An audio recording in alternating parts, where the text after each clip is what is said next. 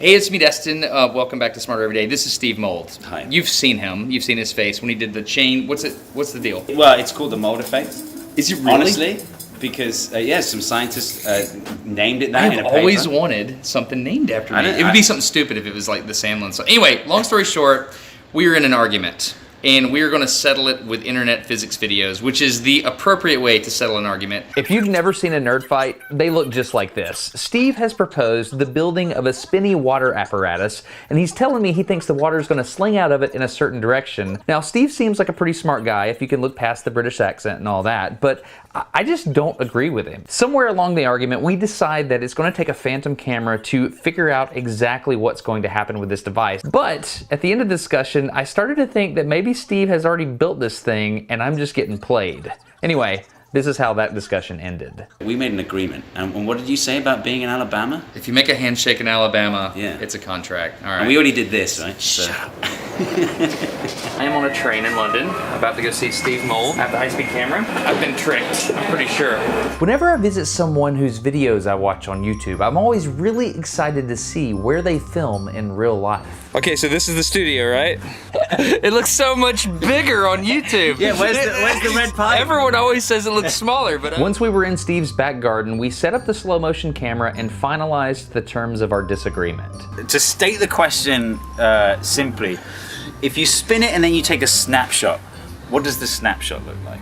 okay, so which direction is it spinning? So your description was this. You said that the water would come out and then it would kind of go like this and it would be back here like that. Okay, so we take a snapshot and it looks like that. Well, I think that happens, but I think it also goes in the direction of rotation. Okay, this is just a way to think about it in 2 steps. Okay, because Okay. if the question is too complicated, just simplify it and then you might get there.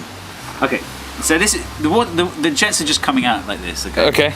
And so we're going to spin it this way, and then now maybe you have an intuitive understanding of what's going to happen when you take a snapshot. Destin, what do you think? So we have angular momentum. Yeah. Angular momentum there, right? Yeah. And so I would think that as a particle comes out here, it has some sidewards velocity. That's a term, right? Sidewards? Sideways, yeah. Yeah. So Let's say tangential. well, I'm just going to say sidewards. I'm from Alabama. So it's got some sidewards direction here. And so I think what's going to happen is you're going to see a curve get thrown out like that. Okay, so you think if it's spinning in this direction, the curve is going to go like that? Yeah, I think so. Okay. Am I wrong? That's like the opposite of most people's intuition. Why? Because, okay, well, most people would say, look, it's going to come out here, and it's going to trail behind.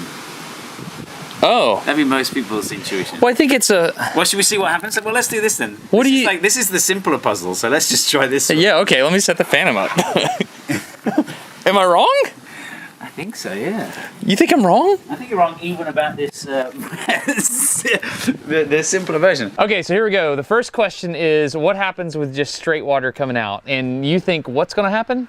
So I think you're going to get this curve of water that trails the motion of the spouts. But I think it's going to trail the motion of the spout, but it still has motion going in the direction of rotation. It does, but it does. You're trying to make me look stupid is what you're doing. I'm just going to get absolutely soaked. I'm going to keep my feet up. Okay, I'm ready. Ready? Yeah. Oh, that's pretty. All right, there you That's go. really pretty. Okay, so let's take a look at that slow motion and see why Steve and I both agree and disagree. So yeah, it's trailing that's what I meant by trailing, right? It's behind the direction of motion, right? Okay.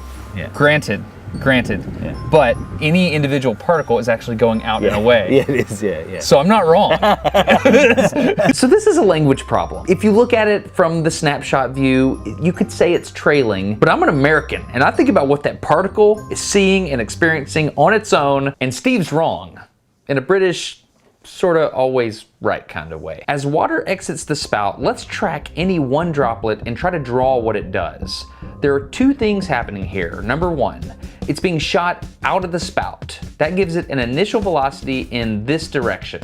Number 2, it's being slung around the wheel by rotation, which means when it exits the spout, it also has this velocity going in this direction.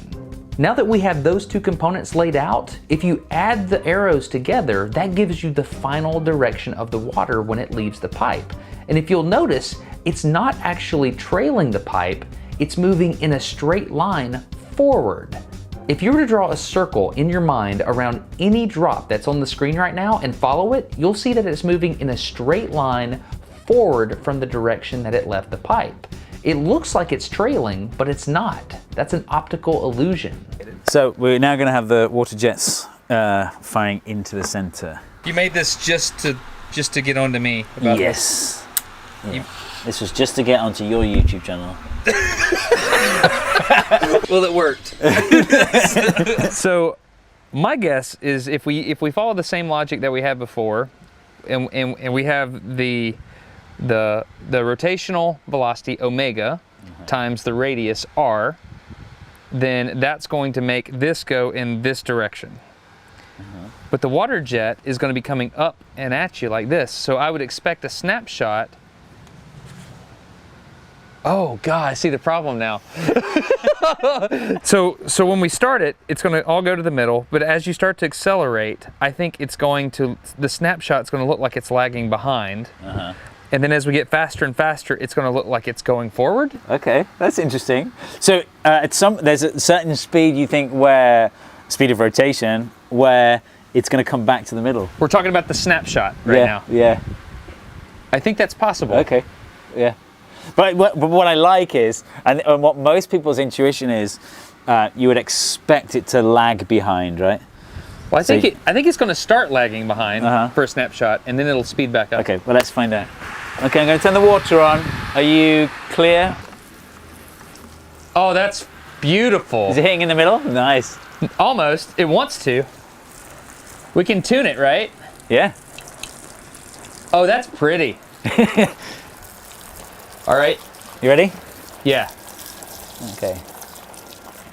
Oh, that's pretty, dude. Yeah, it's cool, huh? Ah. That's awesome. It feels weird. Yeah. Like it looks... It doesn't look right, does it? No. It doesn't look right at all. Okay, I'm just going to try and go as fast as I can just with my hand. But if you go really slow, does it lag at all? No, as soon as you start to move it, it goes forward. Okay, I was wrong, but Steve was right. Let's run the slow-mo.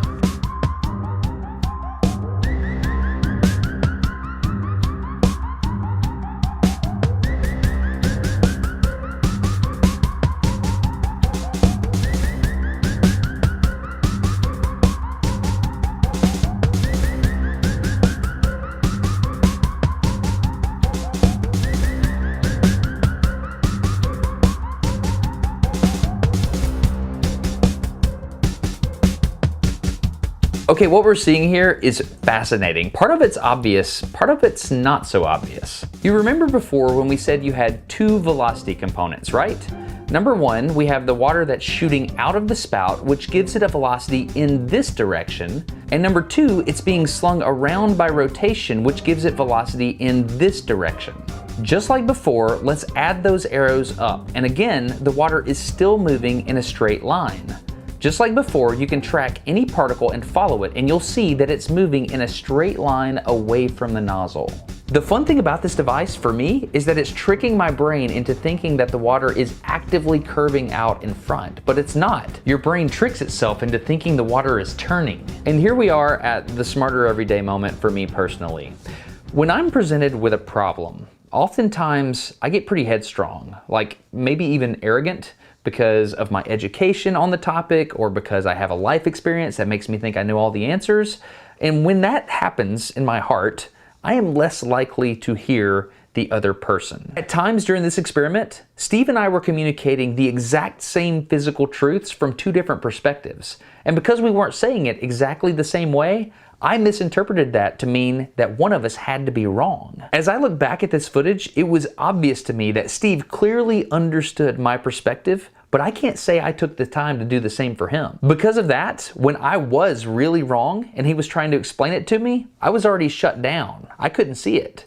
I just looked like an idiot. Here's the takeaway for me. When I disagree with someone, or at least I think I disagree with someone, it is imperative that I stop, I listen, and I don't move on until I completely understand the other person's perspective. Because it's possible you'll find that you don't actually disagree.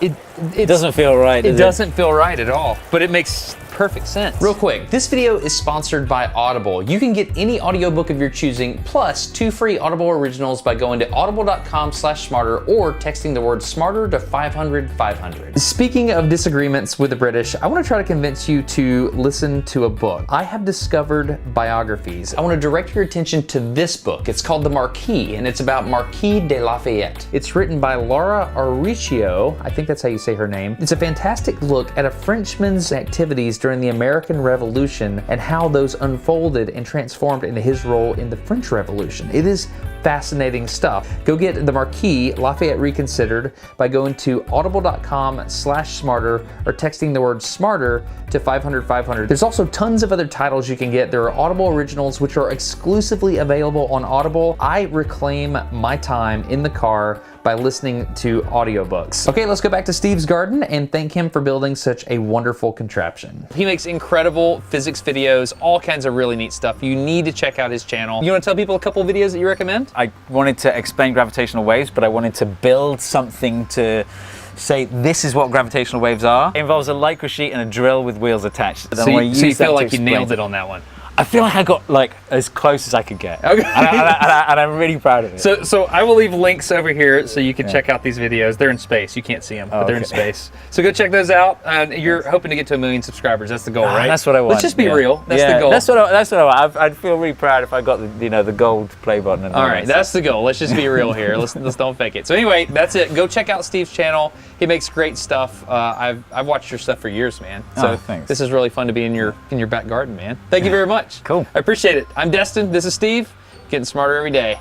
Have a good one. Bye.